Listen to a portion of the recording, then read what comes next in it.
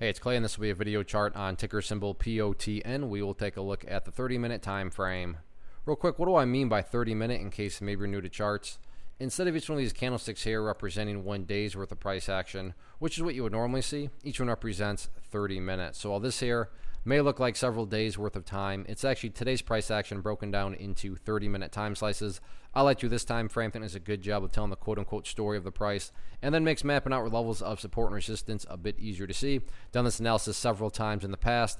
That is where these green and red line annotations are coming from. But definitely want to get things updated here, as not to state the obvious, but the price made a very, very solid move. First thing though, before anything else, I'm going to do a little house cleaning and get rid of these lines here and here. Sure, they both pertain to the chart. They're just not relevant anymore. And from a presentation standpoint, I don't want to risk causing confusion and clutter because there's lines all over the place. So let's try to keep this as clean as possible. The first update though that does need to be done comes about from a foundational rule in charting, which states when levels of resistance are broken and closed above, you want to see them act as support. And this actually played out perfectly from theory to reality. Like I said, you'd want to see this act as resistance. It was resistance right there. Price broke above it. And then on the pullback, surprise, surprise, you can see right there what we would call a back test. So a beautiful back test held up just like you would want to see it.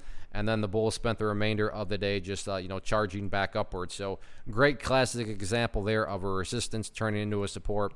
And 37 cents is still just that ideal level of support, meaning the chart would look the best if the price can hold up above it. But if the price were to fall below 37, I'm not saying the entire chart's ruined or anything like that. From a bigger picture type viewpoint, that's where this purple line here comes into play, which is the famous 50-period simple moving average. Keyword being moving. So as time goes by, that purple line is going to move itself higher and higher. So a very basic yet highly effective way to judge the health of the move, this right here being defined as quote unquote the move, just watch that purple line. As long as the price stays above that line, as the line itself moves higher and higher, then the bulls are in full control, no questions asked. I'm not even going to talk about levels of resistance because at this point in time, in my opinion, it's not even worth it, because at the end of the day, as long as the price keeps on building these higher bases, which let me do this real quick, which the price has been doing a great job of, everything else, that's another level I can get rid of. But yeah, everything else will take care of itself. I mean, you look at where it was, and then you look at where these bases continue to be built.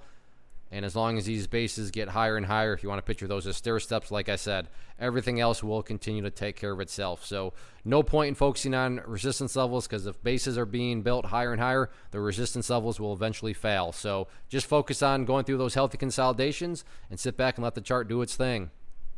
One of the biggest questions that I get is, hey Clay, how do you find the stocks that you trade? So what I've done is put together a free resource guide where I talk about the tools that I use to locate stocks that I find interesting and think may have potential. So if that sounds like something that could add value to you as a trader, then click on the image that is up on the screen right now and I will email you the guide. The guide itself is very short and to the point, and best part, it's completely free. Thanks for watching the video. Let me know if you have any questions.